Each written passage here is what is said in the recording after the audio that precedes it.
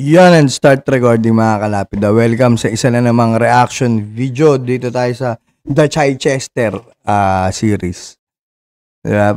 Kung dati merong ano yan, Rapid Tulpo, ano yan, araw-araw, DDS ba yan? DDT, Daily Dose. Ngayon meron pong DDC, Daily Dose of Chichester. Gawa natin ng ano tong si Chichester. Although siya may mga sinasabi naman minsan na tama as an influencer. Pero minsan kinokontra din niya yung sarili niya. 'Di ba? So may mga contradicting na statement din siya na sinasabi. So yun yung iaano natin, itatama natin. Kasi 'di ba ang inaano natin dito, how to think critically. So pagka criticize pala siya, ibig sabihin hinahatak na siya pababa. Hindi, kasi baka lahat ng sinasabi mo hindi rin naman tama. So sisimulan lang natin dito para maganda kasi although nasimulan na pala natin 'to matagal na. No?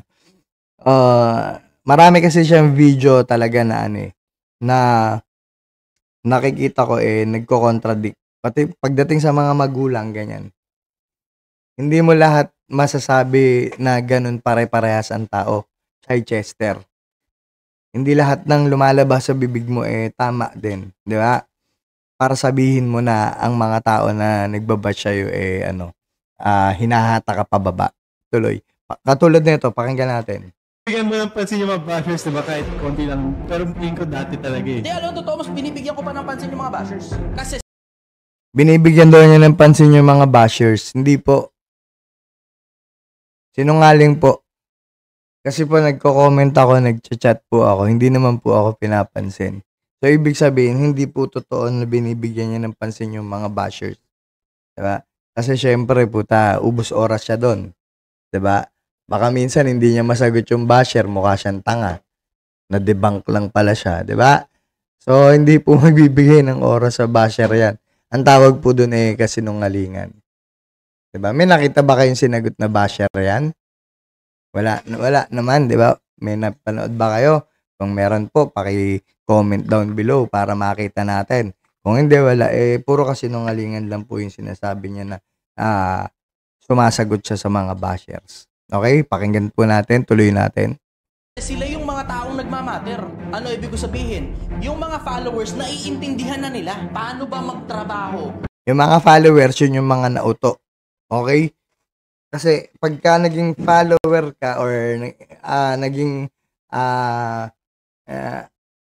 kasi iba nagiging panatiko Kahit nakikita na nilang mali, tama na pumapasok sa utak nila yon. 'Di ba? So nagkakaroon na sila ng mentality na parang poon. 'Di ba? Na lahat ng sabihin nito tama. Okay, parang mga halimbawa, sabihin na natin yung mga tool fanatics, 'di ba? Okay? O yung mga tinatawag nila zombie, mga tinatawag nila ampalaya. Okay? So lahat sa mga 'yan, meron nang nakasarado na yung utak niyan para dun sa pinapakinggan nila. Okay? So, once na magsalita ka ng pangit against sa mga yan or sa ibang grupo, ang tingin sa'yo kalaban na. Although, kino-correct mo lang naman kung ano yung nakita mo or kung ano yung dapat mong i-correct. Okay, tuloy. Paano ba maging magulang? Gets na nila yun, naiintindihan na nila yun. Okay. Pero yung mga follower daw nila, gets na paano daw maging magulang.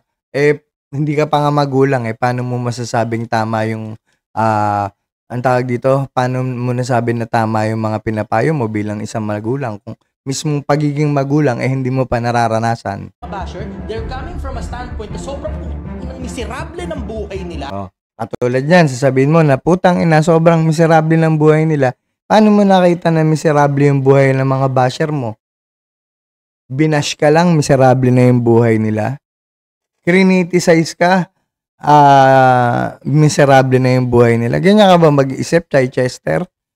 Kailangan ngayon nilang to alleviate their pain, they have to pull someone down. they have to pull someone down. Hindi, kung kinokorek ka, walang ipinupull someone down kasi dapat may i-correct. Kaya nga may critical thinking skill eh. Diba? Ngayon, ang feeling mo, pagka may basher, hinahata ka na pababa. Hindi. Pag may basher ka, pwedeng yung basher mo is may nakitang mali, ba't hindi mo pakinggan? Baka meron silang tamang sinasabi at may mali ka na gagawa. Pag basher is nanghihila na pababa. And if that means that they have to pull me down, then I have to pull them back up. Wow. O, di entitled, no? At taas mo ng tao. Entitled. O, kita mo, hindi niya alam, hindi niya nakikita yon. Tuloy. Buhay tayo. Kumita tayo ng maayos. If you can just convert O, diba? E, paano kung yung basher mo nagtatrabaho at kumikita naman ng maayos?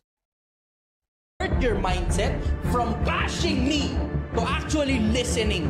Kahit hindi Paano makikinig sa'yo kung may mali ka nga sinasabi? Kaya ka nga binabash. Kaya ka nga kinikriticize. Kasi hindi lahat ng sinasabi mo tama. At nasa social media ka, kailangan tanggapin mo rin yung pagbabash. Tuloy. ka fan, makinig ka lang and have that open mind, have the humility. Ikaw din, dapat gawin mo rin yan. Dapat have an open mind, maging humble ka rin, para makinig ka rin sa sinasabi ng mga bumabati ko sa'yo. Tuloy. Baka sakaling ina mo, baka naman may punto Baka sakaling tangina mo, may punto rin yung mga nagbabash sa'yo. Diba? Tangina mo. naman si Chichester. Yun na yun ang punto ko tungkol sa mga basher. Kaya mas nagre-reply ako sa mga basher kaysa sa Hindi ka nagre-reply, mga sinungaling ka. Sagutin mo yung reply mo sa akin. Walang lokohan kita mo. Dito palang panloloko na yung mga sinasabi mo. Diba? Sinachat pa nga kita, collab, para magkaharap tayo. Wala. Basher, diba? Nagkikriticize, diba? Wala. Ano nga? Wala. Yun lang yun. Kaya sabi ko sa'yo, ang galing-galing natin minsan magpayo sa ibang tao, pero hindi natin ginagawa. Ginagago lang natin din yung ibang tao. mga follower. Kasi I want to pull them out of their misery. Baka sakaling meron akong maitulong sa'yo. Baka sakaling meron akong maitulong sa'yo. Diba? Baka mas mapaganda yung content mo. Kasi magsasabi ka na ng totoo. Gets? Grabe, no? Kuha pa tayo isa.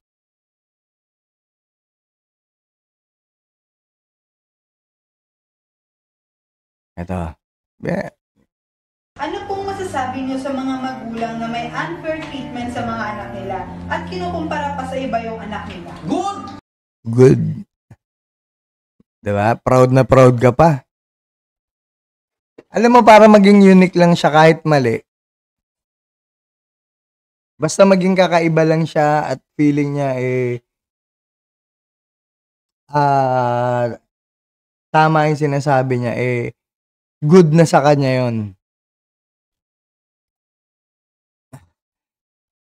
Ulitin natin yung tanong para maintindihan nyo. Dala nung payo mo. Ano pong masasabi niyo sa mga magulang na may unfair treatment sa mga anak nila? Siyempre, hindi good yun. Diba? Kasi hindi nga kasi magulang to Diba? Dapat ang trato mo sa anak mo pantay-pantay, ungas.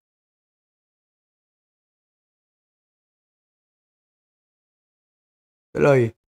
At kinukumpara pa sa iba yung anak nila? Good! Ulitin ko. Good. Bakit? Kasi paglabas mo sa tunay na mundo, Bakit? Nasa ano bang mundo yung mga anak namin or yung mga anak na ibang tao? Wala sa tunay na mundo? Nasa mundo-munduhan lang? Ang ina naman. kita mo na eksakto kung ano itsura ng labas, nasa loob ka pa. Tanginang yan. Doon pa lang sa loob ng bahay mo, pinaparamdam mo na sa anak mo yung sakit na yun, ano mararamdaman na niya? Dun pa lang sira na yung pamilya nyo. Tanga. Good. Ipaparamdam mo dun sa anak mo na mas paborito mo yung isa. Good. Kasi siya, tatapang siya. Gaano ka 100% na siguradong masasabi mo gano'n na mangyayari? Ha? Gaano ka 100% na gano'n yung sinasabi mo, yun yung mangyayari? Lalo na kung maliliit pa yan. Mga bata o kaya mga teenager na nagre-rebelde. Ha? Good. Tangina, sabi siya, utak nito, ewan eh. Ang mundo may favoritism. Ang mundo kukupaling ka pag hindi ikaw ang Ang mundo may favoritism. Pero hanapin niyo ibang video nito, puro Bible, puro Diyos, puro pero ang mundo may favoritism. Baka nakakalimutan mo kung maka-Bible ka. Sino bang hinahanap ng Diyos? Yung mga naliligaw. Anong favoritism doon?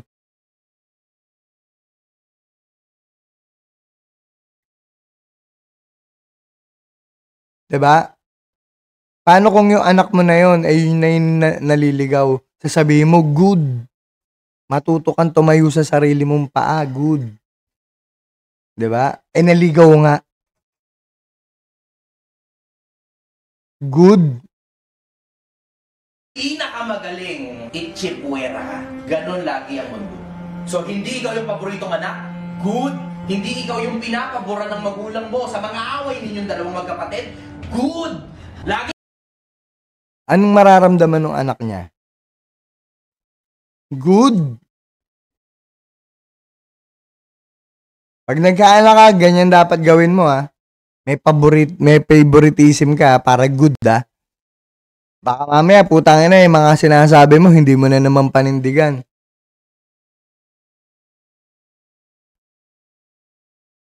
At yung mga sinasabi mong favoritism, yan yung may mga anak na nagre-rebelde, yung mga anak.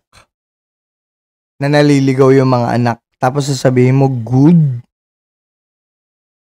Tangina. Ang hirap maging magulang na ito. Hindi ikaw yung huli. Hindi ikaw yung inuuna. Kasi mas mahal yung isa kaysa sa'yo. Good! Alam mong malayo ang mararating mo paglabas mo sa tunay na mundo.